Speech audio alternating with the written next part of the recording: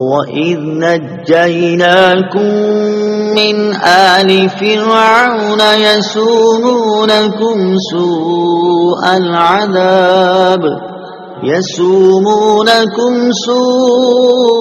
العذاب يذبحون أبناءكم ويستحيون نساءكم وفي ذلكم بلاء من ربكم عظيم۔ ترجمہ۔ اور یاد کرو جب ہم نے تمہیں فرعونیوں سے نجات دی جو تمہیں بہت برا عذاب دیتے تھے، تمہارے بیٹوں کو ذبح کرتے تھے اور تمہاری بیٹیوں کو زندہ چھوڑ دیتے، اور اس میں تمہارے رب کی طرف سے بڑی آزمائش تھی۔ وَإِذْ نَجَّيْنَاكُمْ مِنْ آلِ فِرْعَوْنَ، اور جب ہم نے تمہیں فرعونیوں سے نجات دی۔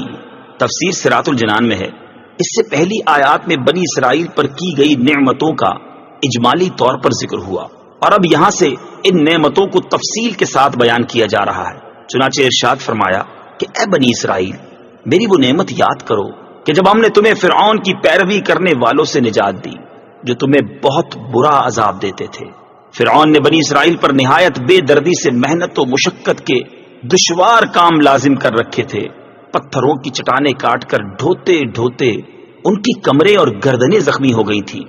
غریبوں پر ٹیکس مقرر کیے ہوئے تھے جو غروب آفتاب سے قبل جبرن وصول کیے جاتے تھے، اور جو ٹیکس نہ دے پاتا اسے سخت سزائیں ملتی تھیں۔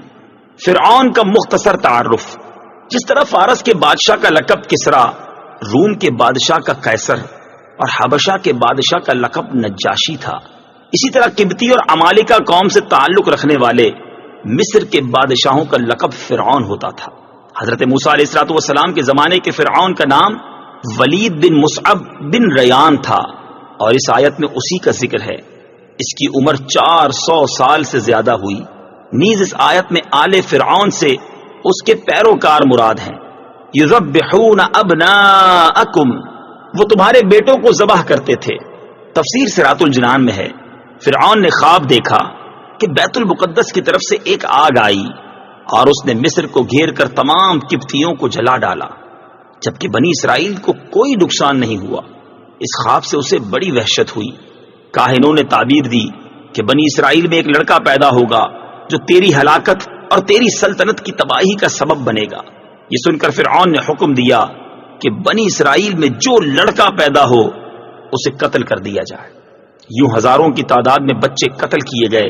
قدرت الہی سے اس قوم کے بوڑھے جلد مرنے لگے تو قبطی سرداروں نے گھبرا کر فرعون سے شکایت کی کہ ایک طرف بنی اسرائیل میں موت کی کثرت ہو گئی ہے اور دوسری طرف ان کے بچے بھی قتل کیے جا رہے ہیں۔